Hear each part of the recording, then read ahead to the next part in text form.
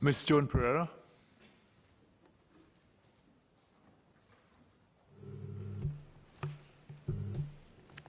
Deputy Speaker, sir, the bill proposes a new regulatory framework based on how passengers access the vehicles by hailing on the street or booking via a call center or online app.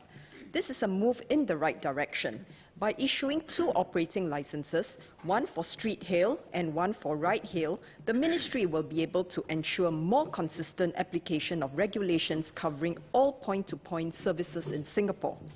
This is an improvement from our current framework that regulates taxi operators, which provide both street hail and ride hail services, but handles the ride hail service sector with a very light touch. As a result, service delivery standards are largely left to the ride hail companies. Since both taxis and private hire cars serve members of the public, I'm glad to note that this inconsistency will be rectified with the new legislation. An article titled "Disruption" in this year's January 28th issue of Bloomberg Newsweek described an accident involving a Grab vehicle in Singapore. The writer asked, was it possible for all the convenience ride-hailing services offered, they were making cities less safe?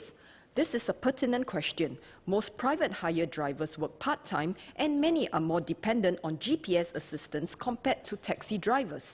Even their vehicles may be unfamiliar if they are rented, unlike taxi drivers who also lease but usually operate the same or a similar vehicle. This combination of factors makes them more vulnerable to traffic accidents. Passengers want certain standards, especially for safety, driving competence and route knowledge. The new rules are intended to provide greater regulatory oversight for the protection and safety of commuters and drivers. I urge the Ministry to empower LTA to obtain all the necessary data from all service providers to inform and update its regulations for greater protection of passengers. As for private hire drivers, we must ensure that they are in good health and mental condition to drive safely and competently, just as we expect from taxi drivers. I would like to ask the Minister about measures to require private hire drivers to go for regular health screening and driver training. Next, I would like to express my support for the proposal to empower the Public Transport Council to regulate fares set by ride-hailing operators. This will provide greater assurance to passengers, many of whom have expressed concerns over dynamic pricing. While I agree that there should be leeway to allow fares to fluctuate based on demand, I feel that there should be upper limits set to protect the interests of commuters. Sir, in Mandarin. 接下来，我想表达我对公共交通理事会赋予管制、施照彻夜者。Let me repeat that.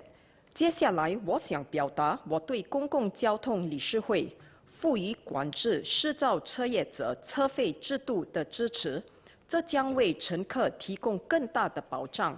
因许多人对动态计费表示担忧。